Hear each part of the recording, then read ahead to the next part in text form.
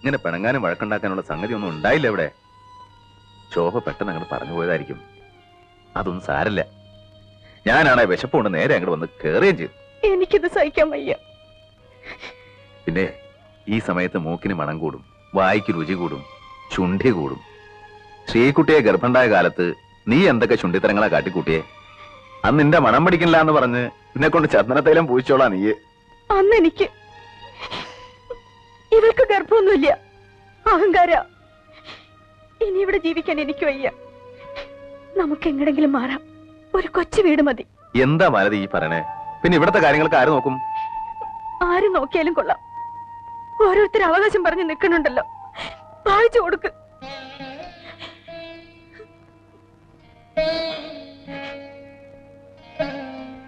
ഈ കുടുംബത്തെ 4 കുറ്റി, 4 അതിര്. ഞാൻ ഇതുവരെ ഒന്നും ആലോചിച്ചിട്ടില്ല. വേണ്ട മാലതി, ഈ മണ്ണ് വിട്ട് ഞാൻ എങ്ങടാ പോവാ? സഹിക്ക, നമുക്ക് ഭൂമിയോളം സഹിക്ക.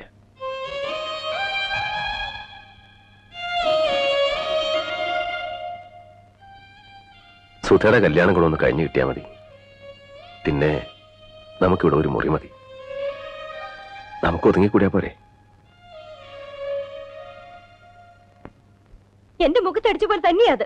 അവളുടെ കല്യാണം നടന്നാലും കൊള്ളാം, നടന്നില്ലെങ്കിലും കൊള്ളാം. ഇനി എനിക്ക് അവളായിട്ട് ഒരു ബന്ധവുമില്ല. ശോഭേ, ഇക്കാര്യത്തിൽ വാശി കാണിക്കരുത്. അവളൊരു വിവരമില്ലാത്ത പെണ്ണാ. പണം കൊടുക്കാന്ന് നമ്മൾ വാക്ക് പറഞ്ഞതാ. ബുധനാഴ്ച സ്വർണ്ണം എടുക്കാന്ന് ഏട്ടൻ പറഞ്ഞു വിടുകയും ചെയ്തു. പറഞ്ഞു വിട്ടെങ്കിൽ എടുക്കട്ടെ. അവൾക്ക് കല്യാണം അല്ലല്ലോ വലുത്, വല്യേട്ടനല്ലേ. വല്യേട്ടൻ നടത്തി കൊടുക്കട്ടെ. എനിക്ക് എന്റെ അച്ഛൻ തന്ന പണമാ, അതെന്റെ ആവശ്യങ്ങൾക്കാ. അതെല്ലാം നിങ്ങളുടെ അനിയത്തിയുടെ കല്യാണം നടത്താനല്ല. ഇത് ചതിയാണ്.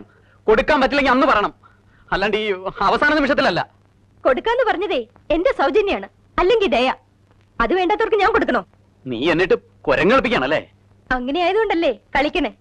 സഹിക്കണേലും അതിലുണ്ട്. പണം, അന്തസ്സും വിദ്യാഭ്യാസം ഒന്നും ഉണ്ടായിട്ട് കാര്യമില്ല. മനസാക്ഷി വേണോടി, മനസാക്ഷി. ഓ, മനസാക്ഷിയുള്ള ആള്.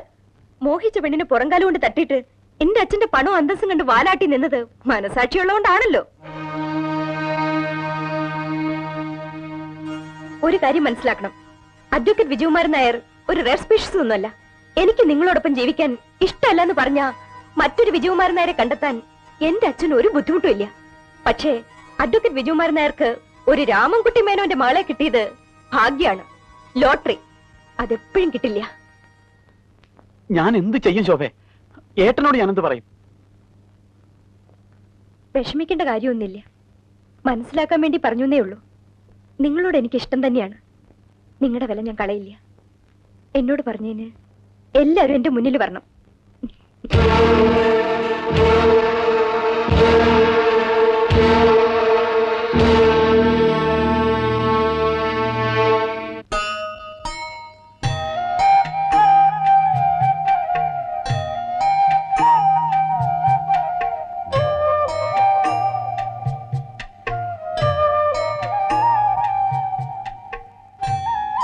എന്തിനാ വെറുതെ ഒറ്റയ്ക്ക് ഇങ്ങനെ ആലോചിച്ചിരിക്കണേ? ഇന്ന് രാമായണം പോലും വായിച്ചില്ല. ഞാൻ ചോറ് വിളമ്പട്ടെ? ഇന്ന് ഉച്ചയ്ക്ക് ഒന്നും കഴിച്ചില്ലല്ലോ. പിന്നെ മതി, എല്ലാരും കഴിയട്ടെ. ഇനി അതാ ഇവിടത്തെ പതിവ്. എല്ലാവരുടെയും കഴിഞ്ഞിട്ട് നമുക്ക് ഒരു കുഴപ്പമില്ലല്ലോ.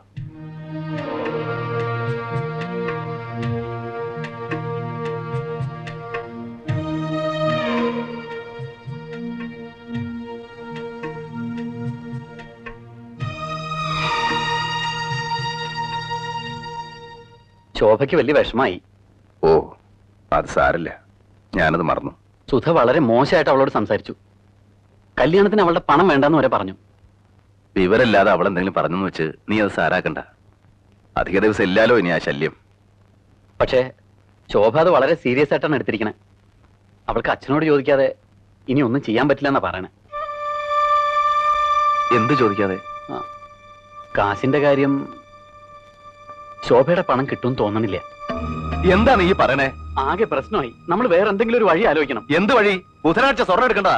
പണം കിട്ടിയില്ലേ കല്യാണം നടക്കില്ല. എന്നെ ചതിക്കരുത് നീ. ഞാൻ എന്താ ചെയ്യാ? പണം എന്റെ അല്ല. പറയാനുള്ളതൊക്കെ ഞാൻ പറഞ്ഞു നോക്കി. ശോഭ സമ്മതിക്കണില്ല. എന്റെ ഈശ്വര, ഞാൻ ആരോടാ ചോദിക്കുക? എങ്ങട്ടാ പോവാ? ഒക്കെ സുധ ഉണ്ടാക്കിയ പ്രശ്നമല്ലേ? ഇനി അവളും ഏട്ടനും ഏടത്തി അമ്മയും എല്ലാവരും കൂടെ ശോഭയോടൊന്ന് പറഞ്ഞു നോക്ക്. നീ പറഞ്ഞാ കേൾക്കാത്ത ഞങ്ങൾ പറഞ്ഞാ കേൾക്കോ? അത് പറയണത് പോലെ ഇരിക്കും. എന്നുവെച്ചാ എല്ലാരും കൂടെ ചേർന്ന് അവളുടെ കാല് പിടിക്കുക അല്ലേ? പിടിക്കണമെങ്കിൽ പിടിക്കണം, കാര്യം നടക്കണ്ടേ? അതിന് മേലത്തെ രാഘവന്മാർ രണ്ടാമത് ജനിക്കണം. ഭൂമിയോളം താഴാ, പിന്നെ എങ്ങടാ താഴാ? വേണ്ട, താഴണ്ട. വേറെന്താ മാർഗം എന്ന് വെച്ചാൽ ആലോചിക്കാം. ഒറ്റ മാർഗമുള്ളൂ. സുധയ്ക്ക് ഇത്തിരി വിഷം വാങ്ങിച്ചു കൊടുക്കുക. എന്താ പറ്റോ? അതൊന്നും എന്നോട് പറയണ്ട. പെൺകുട്ടികളായി ഇത്തിരി അച്ചടക്കം വേണം. എവിടെയും കയറി എന്തും പറയാന്ന് കരുതരുത്. ഞാനൊരു കാര്യം ചെയ്യാം. എന്റെ വകയായിട്ടൊരു സംഖ്യ അങ്ങോട്ട് തരാം, ഒരു 25,000 ഉറുപ്പ്യ. ബാക്കി ഏട്ടൻ ഉണ്ടാക്ക്. പിന്നെ എവിടെന്നെങ്കിലും ഒക്കെ പറ. മതിയടാ, നിർത്ത്. നീ മേലെ തച്ചുനാർക്കുണ്ടായത് തന്നെയോടാ. ഏട്ടൻ നിലമറന്ന് സംസാരിക്കരുത്. ആരാ നില? നിന്റെയോ? നിനക്കെന്ത് നിലയുണ്ടടാ? നിന്റെ വാക്കിന് സത്യമുണ്ടോ? നീ മനുഷ്യനാണോടാ? 25,000 ഉറുപ്പ്യ. നിന്റെ പെങ്ങൾക്ക് ആ ധർമ്മം വേണ്ടെങ്കിലോ? വേണ്ടെങ്കിൽ വേണ്ട. വിജയ, ഇങ്ങോട്ട് വാ. അങ്ങേരോട് സംസാരിക്കാൻ നിൽക്കണ്ട. ചെല്ലടാ, വളർത്തുപട്ടിയല്ലേ, വിളിക്കണോടത്ത് ചെല്ല്. ഏട്ടനോട് വീണ്ടും ഞാൻ പറയാണ്, മര്യാദക്ക് സംസാരിക്കണം. നീ എന്നെ മര്യാദ പഠിപ്പിക്ക. എന്താ എന്താടാ എന്താടാ ഞാൻ ഈ കാണുന്നേ? എന്റെ കുടുംബം നശിച്ചല്ലോ ഈശ്വര. എന്താ എന്താ ഉണ്ടായേ? നീ ഇങ്ങനെയൊന്നും പറയാത്തതാണല്ലോ മോനെ. എന്തെങ്കിലും ഒന്ന് പറയേ. സുധന്തി, അവള് താഴെയുണ്ട്. അവളെ ഇതൊന്നും അറിയിക്കണ്ട. ഞാൻ ജീവിച്ചിരിക്കുന്നുണ്ടെങ്കിൽ ഉള്ളതെല്ലാം വിറ്റായാലും ഞാൻ ഈ കല്യാണം നടത്തും. വിജയം പണം തരില്ലേ? തരും. നമ്മളെല്ലാം ചേർന്ന് അവന്റെ പെണ്ണിന്റെ കാല് പിടിക്കണം. അത് വേണോ അമ്മേ? പിടിക്കാൻ അത്ര കഴുതക്കാല് വേറെ ഇവിടെ.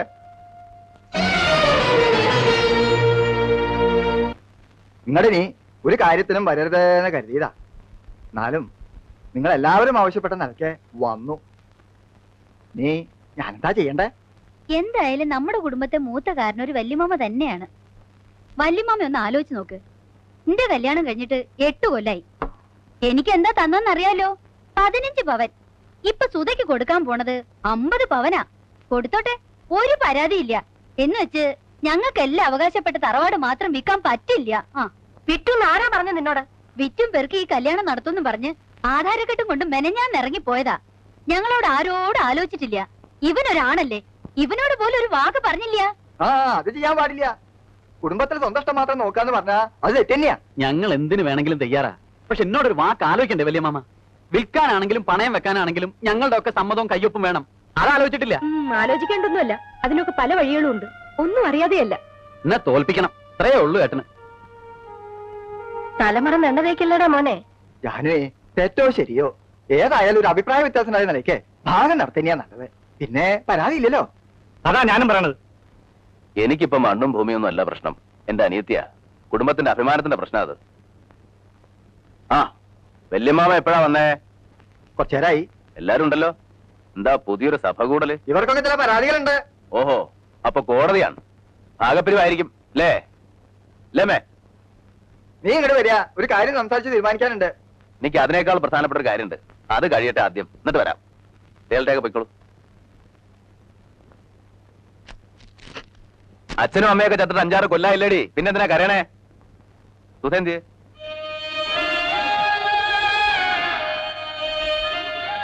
ഇവളുടെ മുഖം എന്താ വല്ലാണ്ടിരിക്കണേ? അവള് കരച്ചില് തന്നെയാ. കുടുംബത്ത് കലഹം ഉണ്ടാക്കിയിട്ട് ഈ കല്യാണം നടത്തണ്ടെന്നാ പറയണേ. ഒറ്റ വീക്കിയാൻ വെക്കും. കുടുംബത്തെ കാര്യമൊന്നും നീ നോക്കണ്ട. നീ നിന്റെ കുടുംബം ഉണ്ടാവുമ്പോ നോക്കിയാ മതി. വല്യേട്ടനെ എല്ലാരും ഒറ്റപ്പെടുത്തും. വല്യേട്ടനെ എല്ലാവർക്കും ഒറ്റപ്പെടുത്താം. പക്ഷെ വല്യേട്ടൻ ഒറ്റപ്പെടാൻ വയ്യല്ലോ.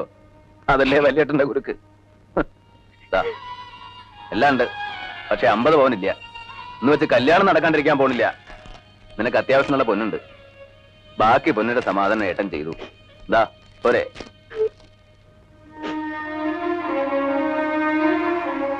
ആ, ഇനി പ്രതിക്കൂട്ടി കയറാം. വിസ്തരിക്കാം. വക്കീലിനോ ജഡ്ജിക്കോ ആർക്ക് വേണം വിസ്തരിക്കാം. ഏട്ടനെന്താ പരിഹസിക്കാണോ? ഞങ്ങളോട് ആലോചിക്കാതെ ഏട്ടൻ ചെയ്യണമൊന്നും ശരിയല്ല. ഞാൻ എന്ത് ചെയ്തു? എല്ലാവരോടും ആലോചിച്ച് തന്നെ അവളുടെ കല്യാണം തീരുമാനിച്ചത്. ഒടുവിൽ നീ എന്ത് ചെയ്തു? എന്നെ വഞ്ചിച്ചു. ഇനിയും ഞാൻ ചെയ്യണോ നിന്നോട് ആലോചിക്കണോ? ആഹാരം ബാധ്യതപ്പെടുത്തി പണം വാങ്ങിയില്ലേ, അതെന്നോട് ആലോചിച്ചോ? എല്ലാവരോടും കൂടെ വഞ്ചന അത്. നിങ്ങളൊന്നും പറയണ്ട, ഞാൻ പറയാം. എല്ലാവർക്കും ഭാഗം പിരിയണമെന്നുണ്ട്. അത് നടത്തി കൊടുക്കണം. ഇനി ആഹാരം ബാധ്യതപ്പെടുത്തിയിട്ടുണ്ടെങ്കിൽ അത് നീ ഏൽക്കുകയും വേണം. അമ്മ എന്ത് പറയണു? ആകെ നടക്കട്ടെ. എല്ലാരും തല്ലി പിരിയണേലും നല്ലത് അതന്നെയാ. നടക്കട്ടെ. വല്യമ്മാവ തന്നെ ഒന്ന് നടത്തി കൊടുക്കുക. എനിക്കിത് കാണാൻ വയ്യ. നടക്കട്ടെ. പിന്നെ നിങ്ങൾ ആരെയും ഞാൻ ബാധ്യതപ്പെടുത്തിയിട്ടില്ല. ഈ സ്വത്തിൽ എനിക്കും എന്റെ മക്കൾക്കുള്ള അവകാശം സുധയെ കിട്ടാൻ പോകുന്ന രാധാകൃഷ്ണൻ എഴുതി കൊടുത്തു. അല്ലാതെ നിങ്ങളാരെയും ഞാൻ വഞ്ചിച്ചിട്ടില്ല. അത് പറയുമ്പോ ഇവർ എന്നോട് പറഞ്ഞ കാര്യങ്ങൾ കൂടി പറയേണ്ടി വരും. 10-20 കൊല്ലായിട്ട് ഈ സ്വത്ത് മുഴുവൻ നീ തന്നെയല്ലേ നോക്കി നടത്തണേ? അതിന് ആദായവും നീ തന്നെയല്ലേ പറ്റണേ? ഒരു കണക്കും ഇതുവരെ ആരും ചോദിച്ചിട്ടില്ലല്ലോ. ആ കണക്ക് എങ്ങനെ വക കൊള്ളിക്കും? ഇവൻ സ്വന്തം കാര്യം നോക്കാനല്ലല്ലോ, കുടുംബം നോക്കിയില്ലേ? എല്ലാരെയും വളർത്തി ഒരു നിലയിൽ എത്തിച്ചില്ലേ? അതൊക്കെ പറയുമ്പോ പറയാന്നല്ലാതെ കൃത്യമായിട്ടൊരു കണക്കുമില്ലല്ലോ. ഇല്ലമ്മേ, ഇല്ല. എന്റെ ഒരു കണക്കില്ല. എന്റെ അധ്വാനത്തിന് കണക്കില്ല, എന്റെ ജീവിതത്തിന് കണക്കില്ല. എല്ലാം നിങ്ങൾക്ക് ഇഷ്ടം. പക്ഷേ എന്റെ മക്കളെ ഞാൻ തന്ന സ്നേഹത്തിന് കണക്കുണ്ട്. എന്റെ അല്ല, ഈശ്വരന്റെ കയ്യില്. ആ കണക്കറിയാൻ നിങ്ങളുടെ പഠിപ്പ് പോരാ പോരാ.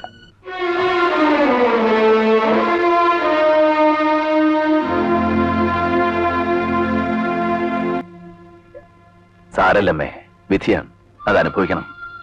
മാലതി, പുറപ്പെടാൻ ഒരുങ്ങിക്കോളൂ. എങ്ങോട്ടാന്നറിയില്ല, പോണം. ഇനി എന്റെ ആവശ്യമില്ല ഇവിടെ. ഞാൻ ആരുമല്ല ഇവിടെ. ഞാനും വരുന്നിന്റെ കൂടെ. അമ്മയ്ക്ക് വരാം, പക്ഷേ ഇപ്പോഴല്ല, ഒരിക്കൽ. അപ്പൊ അമ്മയുടെ വേണം, അല്ലെങ്കിൽ ശോഭ ഒറ്റയ്ക്കാവില്ലേ? അമ്മ സമാധാനിക്കും, ഒക്കെ ശരിയാവും. വേഗം വേണം, ഇനി ഒട്ടും വൈകണ്ട.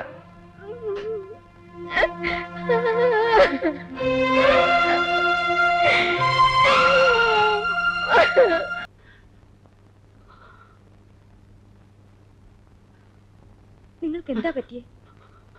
ഒന്നുമില്ല. ഒന്നുമില്ലാണ്ട് അലറിയത് എന്താണെന്ന് പറഞ്ഞൂടെ?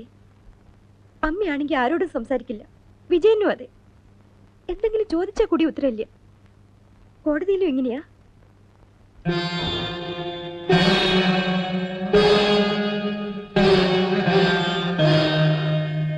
എനിക്ക് സ്വസ്ഥതയില്ല. എന്റെ ഉള്ളിൽ നീറാണ്, ഉറക്കം പോലും കിട്ടണില്ല. തെറ്റാണ് ചെയ്തത് മുഴുവൻ. വെറും തെറ്റല്ല, ക്രിമിനൽ മിസ്റ്റേക്ക്. എന്റെ മകളോട് എനിക്ക് സഹതാപമേ ഉള്ളൂ. തെറ്റ് നിന്റെ മാത്രമാണ്. ഒരു പെൺകുട്ടിയെ നിലയ്ക്ക് നിർത്താൻ കഴിയാത്ത നീ എങ്ങനെ ഒരു കോംപ്ലിക്കേറ്റഡ് ആയ കേസ് നടത്തും? നിനക്ക് വലിയൊരു ഭാവി ഞാൻ പ്രതീക്ഷിച്ചിരുന്നു. പക്ഷേ എനിക്കിപ്പോ സംശയം. ഒരു കുടുംബത്തിലെ നീതിയും ന്യായവും നടത്താൻ കഴിയാത്ത നീ എങ്ങനെ കോടതിയിൽ മറ്റുള്ളവർക്ക് വേണ്ടി നീതി നടത്തും? വിജയൻ തന്നെ എന്റെ മകൾക്ക് വാങ്ങിക്കൊടുക്കുകയായിരുന്നില്ല, അവളെ തനിക്ക് വിവാഹം കഴിച്ചു തരികയായിരുന്നു.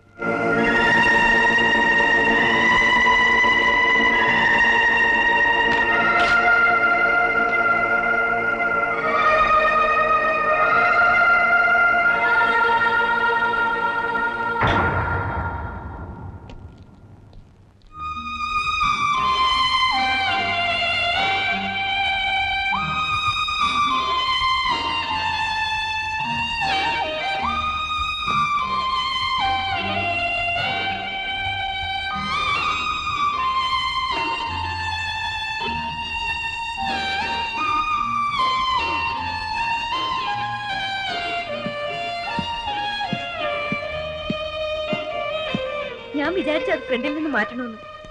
എന്തിനാ അത് ഇങ്ങോട്ട് കൊണ്ടുവന്നത്? ഒന്നും അല്ലെങ്കിൽ മച്ചിന്റെ മുകളിൽ കൊണ്ട് ഡംപി, അല്ലെങ്കിൽ ആർക്കെങ്കിലും കൊടുക്ക്.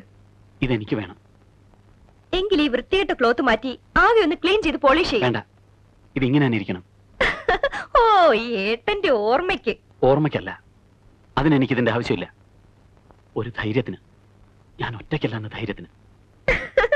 ഓ, സെന്റിമെന്റ്സ് പാരമ്പര്യമായിട്ടുണ്ടല്ലോ ഈ ചീപ്പ് സെന്റിമെന്റ്സ്.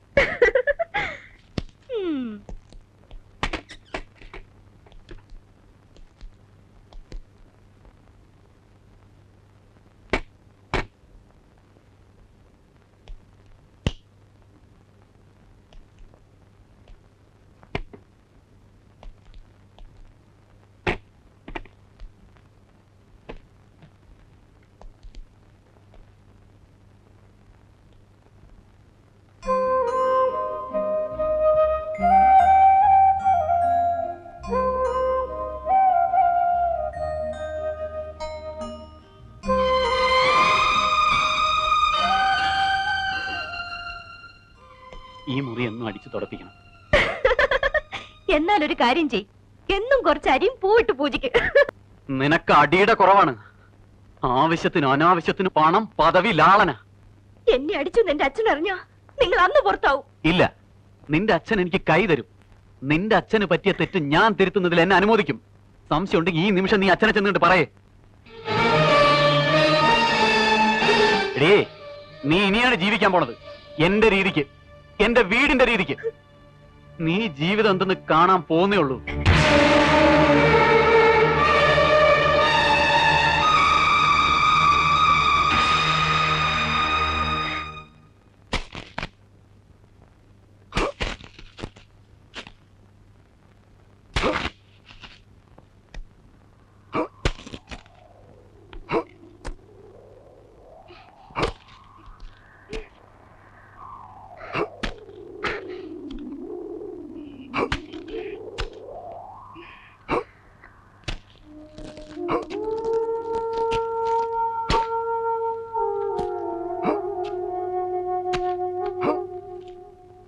ഇതാ വെള്ളം. ഡാ, വെയിൽ കൊള്ളാണ്ട് അകത്തേക്ക് പോടാ. അവൻ വെയിൽ കൊള്ളണ്ടോനാ? പഠിക്കട്ടെ മാലുവേ, ഇവളെ പഠിക്കട്ടെ. പാറ പോലെ ഇരിക്കണം അല്ലേ? കന്നി മണ്ണ തൂമ്പ വേണ്ടില്ല, പക്ഷെ നനച്ചുണ്ടാക്കിയാലുണ്ടല്ലോ പൊന്ന് വിളയും, പൊന്ന്. എന്നിട്ട് ഈ കറുത്ത ചരടൊക്കെ ഒന്ന് മാറാം. ദേ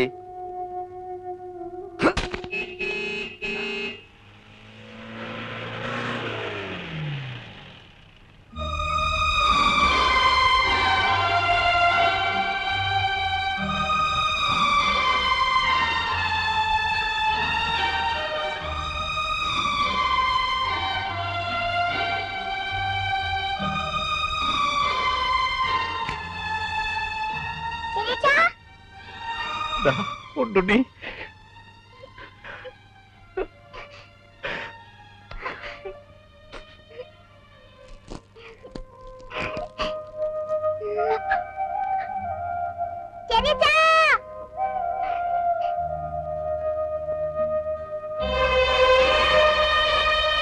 വിജയൻ അന്വേഷിച്ച് വീട്ടിലെ വന്നേ. എന്താ വിശേഷം?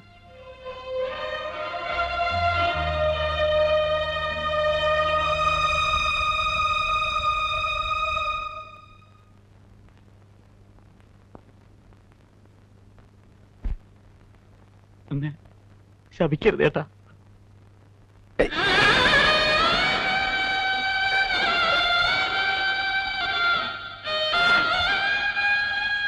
എന്താ എന്താ ഏട്ടൻ അങ്ങനെ ചിന്തിക്കാൻ പോലും പറ്റൂടാ?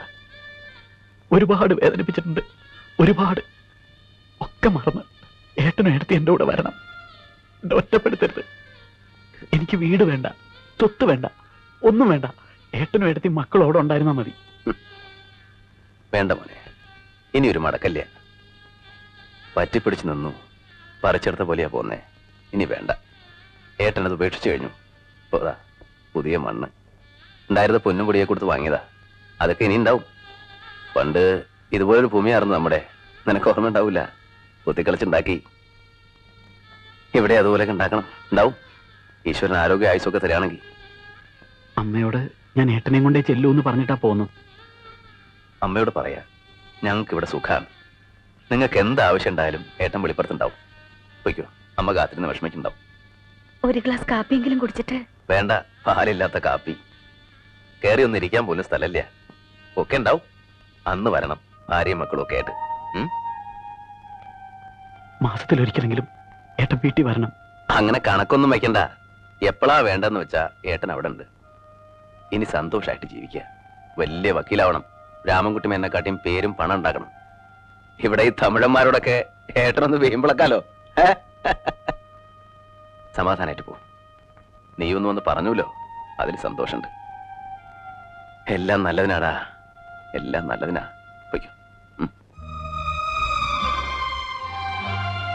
ഏടത്തി, ഞാൻ ഇടയ്ക്ക് വരാം. ആ, ശോഭയോടും പറയൂ.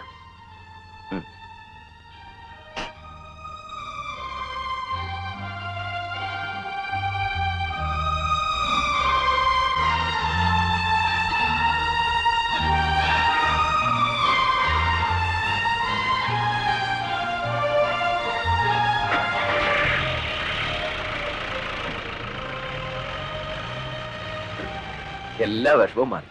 സന്തോഷായി എനിക്ക്. അവ വന്നൂലോ, എനിക്കത് മതി. പാവാവൻ ഒരു സാധു.